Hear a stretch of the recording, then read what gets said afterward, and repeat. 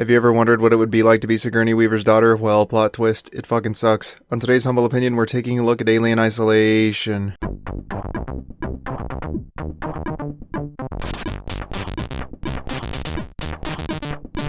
Alien Isolation is a first-person survival horror experience developed by Creative Assembly and published by SEGA.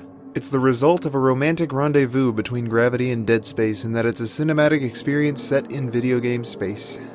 Yeah, that's the only comparison I was going to make. There's absolutely nothing else that's similar between these three titles. What?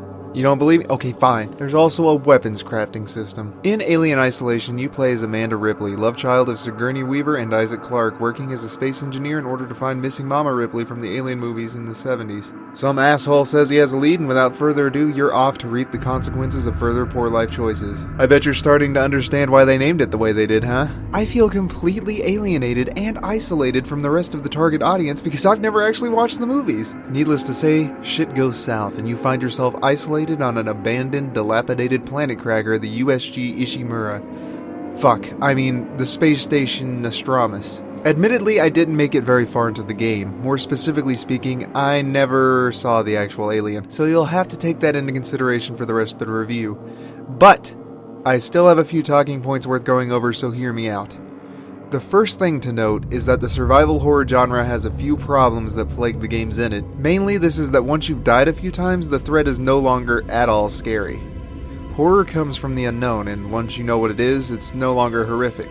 However, Alien Isolation has a few tricks up its sleeves to offset that. The first thing that you'll notice is that it has a pretty lengthy exposition. I've played it for an hour before moving on to the next game for review, and I never even caught sight of it. That's not to say it wasn't scary. On the contrary, it was terrifying. The atmosphere alone already induced anxiety, but the pacing made sure to build it up with expert execution. When you first gain control of your character, for instance, you're alone on a spacecraft that's apparently just coming to life. You're already feeling a little eerie, but then you find out that you're actually safe. Whoops, look at you, scaredy cat. Then over the next 30 minutes, they build the tension. They strip you of your securities one by one and leave you alone on a spaceship that you can only assume has an alien on it because that's the name of the game and it's supposed to be horror. Boop boop boop, makes sense to me, you know? It might be that the reveal is just as disappointing as any other game, but with the environment and the soundtrack build-up, I'd say it's probably going to be thrilling as long as you can stay alive, at least. Then you've got the fact that the alien learns from your behavior in the game and adapts accordingly. Every time you run into it, it will remember how you evaded it in the times prior and attempt to outsmart you the next time you see it. This means you can't rely on the same tricks to stay safe even after you've died and figured things out the first time, which prolongs the suspense and need for survival to a certain extent.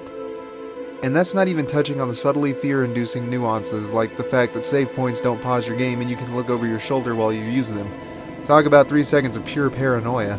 The game also does well in keeping with the feel of the movies. Even the way the characters interact are very sterile and stoic, much like what I've seen in movies like Prometheus. And they do a great job at capturing the environment from the films. I would say that based on what I've seen so far, the game is well worth $50, so $49.99 is pretty much right on the money when it comes to fair pricing. Just to be safe though, you might want to wait until it's on sale for $12.49 because I could be wrong about everything that comes after. Its oppressive atmosphere and chilling soundtrack give this game a wonderfully cinematic feel and earn a 9 out of 10 in gameplay. However, since the horror genre is such a hit or miss when it comes to an audience, I feel like it wasn't the best choice to include in a bundle, especially not as the one that potential customers see first. For that reason, I would say it earned a 7.5 out of 10 in value. Overall, that's an 8.25, which earns it a B.